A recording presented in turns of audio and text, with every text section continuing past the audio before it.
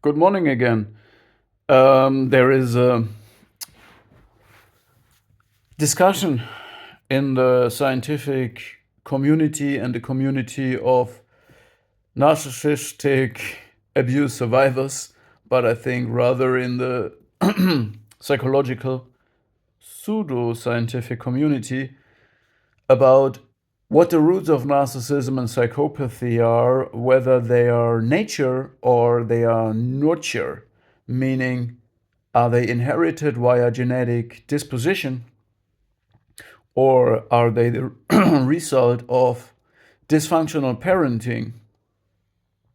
I know that Professor Sombagnin teaches that the traumatic experiences and dysfunctional parenting, both idealizing the child and pedestalizing the child and depedestalizing the child again and pedestalizing it again, meaning conditional love, as well as neglect and rejection of the child, which is the more overt form of child abuse that even German childcare institutions recognize, um,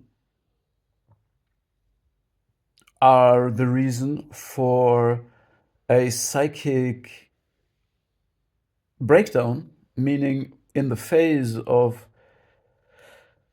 uh, separation individuation or individuation separation from the mother, the child gets interrupted, disrupted, and has to sacrifice their true self in order to create a grandiose self as a defense mechanism to the evil reality, meaning a fantasy is born.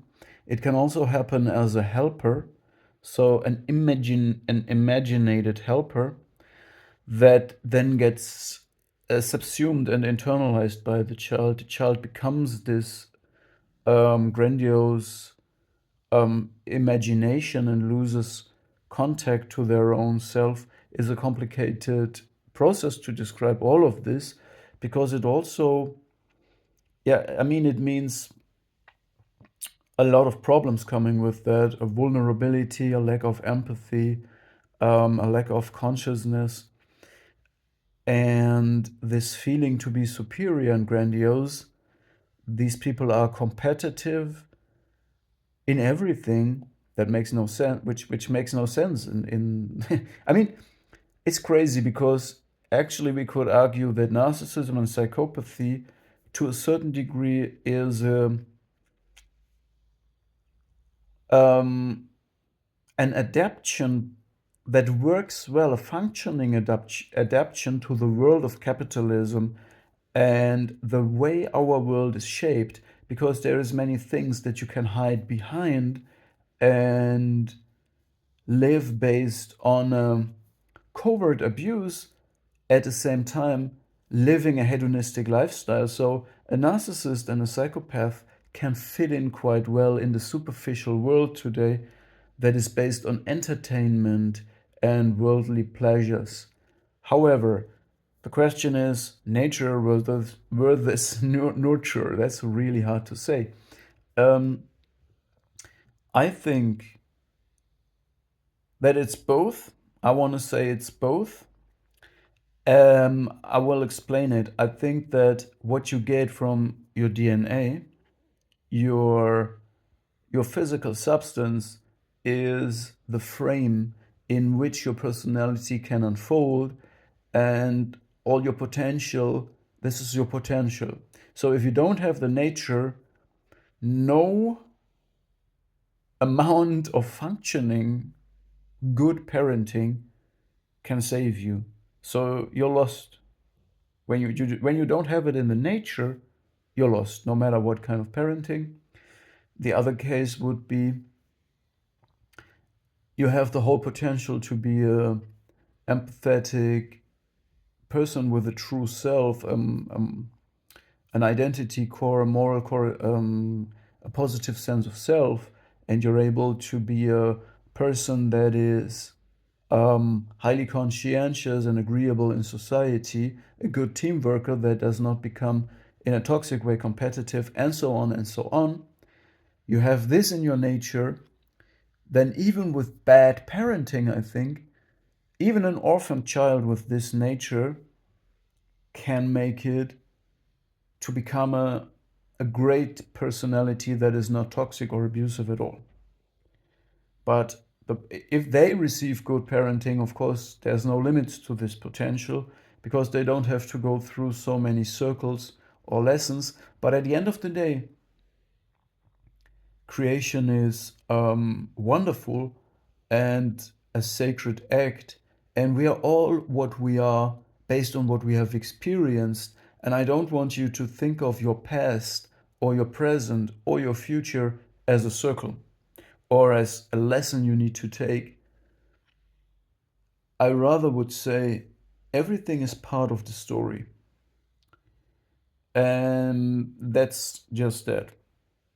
So I think a human being wants to express itself authentically and live up to its potential. And when we're not faking, when we're true to ourselves, we feel what potential we have, and we are fulfilled when we feel like we're on the right track to express and live this potential. So we see in a narcissist, we see that they need to create a safe space, both in the private life as well as everywhere else. They need a private space where there is no hierarchy, where anybody questions their grandiosity. So they need to be in a leading position. And everybody who is questioning this authority, they can't live with this person. So they need to mold their lives violently and creatively, that they always have this cult-like environment where there is people who are centered on them and do what and receive from them. And this is where they can shine and they feel safe enough to express themselves, playing a show, acting out a theater play. And in you know, this is this means it's an emanation coming out of the fantasy, of the grandiose fantasy. The narcissist needs to play it, needs an audience that reacts, if possible, positive, but it's also okay if they react negative to it. He must be the center, okay? And then they feel well with it. So the thing is that this is fantasy, this is cult like. So if this happens in reality, it's a cult. A cult is a lived fantasy. It means a malignant fantasy is metastasizing into reality. It can also happen in different spiritual circles, so-called pseudo-spiritual circles, where narcissists sell their fantasy, their quick fix, their heroic journey to other people. But in reality, this is the safe space where the narcissist can live his grandiose fantasy. But in reality, this person is vulnerable. It cannot exist in reality because reality means you take a random group of people, a community, wherever, whenever, people with a consensus of what is right, what is true, what is up, what is down, what is left, what is right, what is green, what is red, what is blue. Meaning, reality is a random group of people with diverse opinions but a consensus on basics. A cult is a selected group of people, a filtered group of people, a polarized group of people, a groomed group of people as well. Anyway, a selected group of people that all have the same opinion, and in the case of a narcissist, they must receive from the narcissist the truth. A narcissist cannot receive truth or critic or correction because the narcissist is the center of his self-absorbed world, there is no external world. It's not there. So they don't like random groups and communities that are not part of their cult. They cannot express themselves there freely.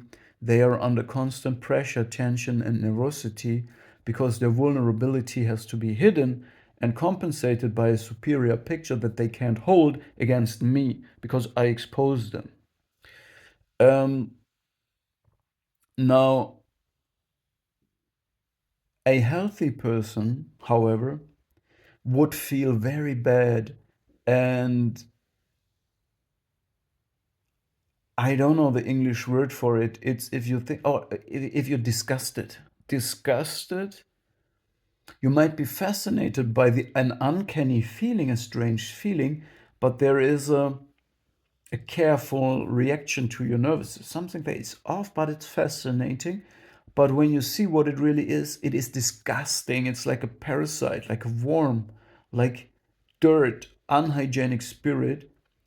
When you live in the same environment that the narcissist would prefer, the cult like environment, the followers, the yes sayers, the the people without identity, the cult followers, the dysregulated, most of them will be dysregulated, confused, destabilized people. Some of them also covert narcissists, whatever they are. But it's not people rooted in a reality, in a substance, in a substantial feeling of who they really are. And around there is these dominating people who are not in reality the cult leaders. So in an environment like that, a healthy person is very misplaced and will feel very mispleased. Okay, so what a healthy person wants is an environment of diverse opinions, people who are not highly competitive about everything, who have humor, who can laugh about themselves and about others without making it a big offense, who can be competitive but then let it go and understand the rules, who have a moral core, and who show up with the same face yesterday, today, and tomorrow. They have an identity core, they have principles, all of that.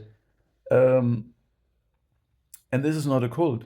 This is reality, meaning there's people with diverse opinions who come together peacefully and have a consensus on a certain baseline.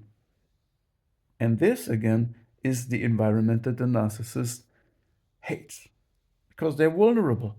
They can't take critics. They can laugh about themselves, uh, so they don't want anybody to laugh about them as well.